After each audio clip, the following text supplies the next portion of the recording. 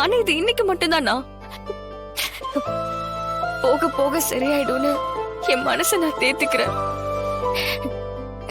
வாழ்க்கை ஒரே இடத்துல நிக்கிறது இல்லையேனா, அது பாட்டுக்கு கடந்து போய்கிட்டே தானே இருக்கும்.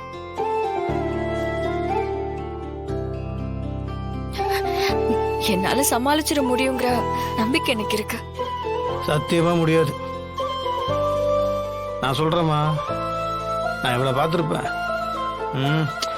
இன்னைக்கு வேணாத தியாகம் பேசும்போது நல்லா இருக்கிற மாதிரி தான் இருக்கும். கண்ணா, தமிழ் எல்லாத்தையும் வாழ வைக்கும்.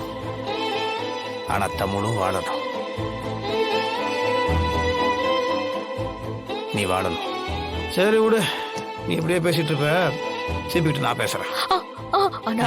நான் சொல்றது கேளு. எனக்கு தெரியும் நான் பேசிக்கிறேன். இல்லண்ணா, என் மேல சத்தியம். இப்ப நான் சிபியை விரும்புறேன்னு சொன்னத நீங்க யார்கிட்டயும் சொல்லக்கூடாது. ப்ளீஸ்ண்ணா.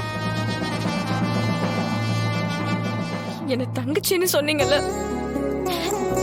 இந்த தங்கச்சிக்கு நீங்க வாக்கு கொடுக்கணும். ஏமா, ஒரு தங்கச்சி தான் வாழ்க்கையை அழிச்சுக்க போது அதுக்காக என்கிட்ட வாக்கு கேக்குதுன்னா எப்படி நான் வாக்கு கொடுப்பேன்? அப்படி நான் வாக்கு கொடுத்தா அண்ணனே கிடையாதுன்னு அர்த்தம். எனக்கு தெரியுமா நான் என்ன பண்ணணும்னு. நீ என்கிட்ட விட்டுரு. நீ சும்மா நான் பாத்துக்கிறேன். இல்ல, நான் சொல்றது கேளுங்க. சொன்னா ஒரு முடிவே வராது. மேம், உங்களை ஜனா மேம் கூப்பிட்டாங்க.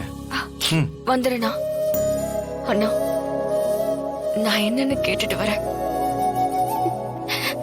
நீங்க இதை யாருக்கிட்டையும் போய் சொல்லாதீங்க.